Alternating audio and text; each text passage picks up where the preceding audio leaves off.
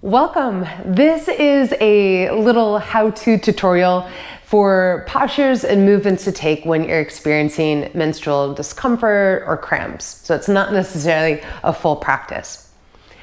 In this video, a few things that you might want to have on hand: a yoga block. If you don't have a block, like a couch cushion, a pillow, something that's a little bit more dense that you can sit on. And the second is a rolled up blanket or a rolled up towel is great. So kind of have those off to the side. So once again, this is more of just like a how-to, and you can use these postures in any order. Take what feels good to you. So you can try them all out, see how they feel, and then kind of piece them in. And honestly, you can do it throughout the day if you have a moment to just tune into your body, into the sensations that you feel, and to help you ease that discomfort. So the first one that we're gonna take is a nice kind of compression posture. So we're gonna come into Malasana. So have your block kind of right wherever on the floor, and make fist shapes and place them kind of right at your hip crease, like right where, if you had pockets on, right where your pockets would be. And we're gonna come into Malasana, so feet a little bit wider than your hips and turned outward. It's almost like at a 45-degree angle. Hands at your pockets, you're gonna sit down onto the block.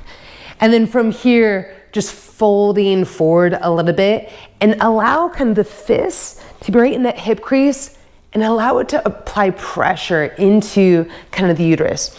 So these kind of compression type postures, what you're doing is we're compressing the area, right? We're compressing the uterus so that when you release it, it allows more circulation to kind of flush into that area. So these are great for cramping, also just nice to boost the circulation to that area so that you can shed the endometrium, have that a little bit, cleaner shedding and a little bit more ease in the cycle. All right, so holding this honestly for a minute or so is great. And then kind of once you've held it there, go ahead and release it, just lift the hips. Take a half lift first, inhaling, exhaling, fold, and then just rise all the way up. You can take a big stretch, think like hips for chest up, and this allows you to release and allows that circulation to kind of return back to the lower abdomen. Great. The next one that we'll take similarly with this idea of kind of compression and then release. So this next one, we're gonna take into child's pose. So same with your fist, make a fist, and then with the other hand, cover the fist. And then place your fist like right above your pubic bone, so kind of right where your uterus lies. And from here, come into child's pose. Now it's up to you. You may find bringing the knees a little bit closer together applies a little bit more pressure, and that feels good. You may find that just opening the knees a little bit wider and coming into child's pose from there feels a little bit more appropriate for you. So once again, taking the position, holding it, and really important here to let your belly breathe, right? Just feel the belly soften and feel like your breath is allowing for this kind of massaging of that area of the lower abdomen. Just a few breaths here. You can hold this like for a minute or so. And then once you've held it for an adequate amount of time, to release it, just turn around, lie down on your back, and then just come into like a Savasana shape so that you can kind of allow that circulation to return back to the lower abdomen. Let your belly breathe. Good. Now the next one that we're gonna take, we're gonna use the rolled up blanket, rolled up towel. So from here, we're gonna come into like a low lunge, like Anjayasana-ish. So come into a lunge shape, stepping the right leg forward, and then place the rolled up blanket right at your hip crease. So it's kind of pressing into the groin. And from here, just walking your hands on either side of the foot. Now, it depends on how much you want to kind of give into this pressure. If you need the support your hands on blocks on either side of your foot can be a nice way to not put a lot of pressure on the wrists, to kind of work with your body. You can also come into a little bit more of a lizard lunge, so walking your foot to the outside of your hand so that your foot is on the edge of your mat and folding that way. I prefer just framing my foot with both hands on my fingertips and just holding this here. And once again, so you're allowing this pressure into the groin area, right? Into that, into the lower abdomen.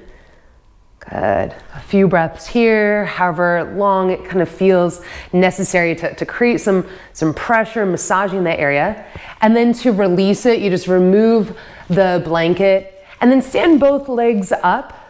Good. Allow that circulation return, even taking just a chest opener by interlacing the fingers, pulling the knuckles down, lifting the chest. Is a great way to just allow openness in the front of the body, allow the circulation to return. Good. All right.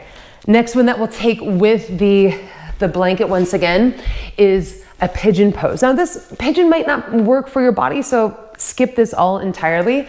But if pigeon does feel good in your body, a great way to add some more pressure, once again, more compression into the uterus is by rolling up your blanket once again. Place it in the hip crease. So if your right leg is forward, place it in the right hip crease. And then from here, folding over your shin, folding over the blanket.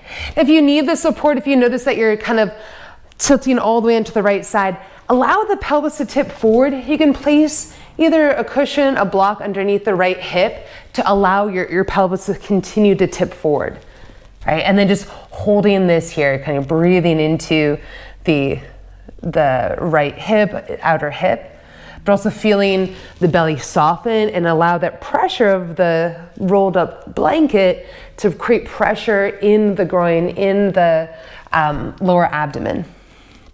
Good. Holding this, honestly, this feels great to hold like for a few minutes if you have that ability. And then once you've held it, you can release it. And then a great kind of openness to release.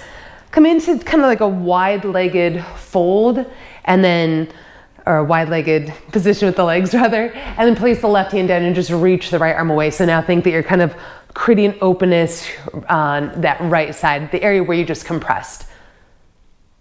Good, holding it just for a few rounds of breath. You don't have to hold this position as long as you did in the pigeon. From this position, when you use this rolled up blanket in just another nice little kind of massaging of the lower abdomen. So roll out, have the roll kind of parallel to the top edge of the mat, and then lie down so that your low belly is, and like right above, like your pubic bone is resting on that rolled up blanket.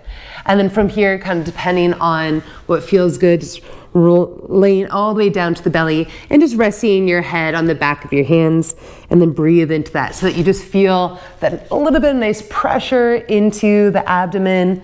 If it's too much, right? If any of these are too much, you just don't do them, right? This is really, especially the first few days of your cycle, or especially if you're experiencing cramps, it's your opportunity to really just tune in and listen to what feels right for your body. So holding this just for a few rounds of breath. And honestly, with this position, taking it as long as you'd like is great. And then the alternative to kind of release is to once again just lie down on your back, extending the legs into kind of a savasana shape. All right, lastly, now that we're on our back, we're gonna kind of massage the kidneys, the adrenals, kind of lower back area. Oftentimes the area can feel real sensitive. Sometimes we get that lower back achiness. So hugging the legs into your chest. Good. Placing the hands on the knees, inhaling the legs away from you. Then as you exhale, just pull the legs into your chest. You can even lift your head, your neck up. So you're kind of pressing that lower back area into the mat. And just move it with the breath. So inhaling the knees away, exhaling, pulling the knees in. Good, again. Inhaling legs away, Exhaling, pulling the legs in and taking that as many times as feels good. And then continue kind of massaging the low back, just drawing circles with the knees. You can start at first clockwise, drawing some circles so that you're massaging that area. And then counterclockwise. And also a great thing to do is just opening the knees and then bringing them back together, drawing circles that way. And then always just switching the direction, because you may feel like slight different in restrictions in your range of motion when you switch the direction. Good. And then lastly, just crossing your ankles, lift your head up and then grab either your ankles or the outside of your feet and pull the legs in this way. So you're nice and compressed, and then you can rock side to side. And just feel that nice pressure that you get in the lower back, the low abdomen. So the thighs are kind of pressing into your lower belly, into the womb space, and then you also get that nice massaging for the lower back. Good. And then as always, like take a moment, just rest in Savasana. Tucking the rolled up blanket underneath the knees can be a nice way to find some support. A few moments to close your practice or just to tune in. Hopefully those are helpful for you, right? Incorporate them throughout your day when you are feeling that discomfort, especially like the first few days of your cycle when you're kind of tuning into the sensations. And hopefully it helps relieve any discomfort so that you're not dreading your cycle when it begins. All right, enjoy. Thank you.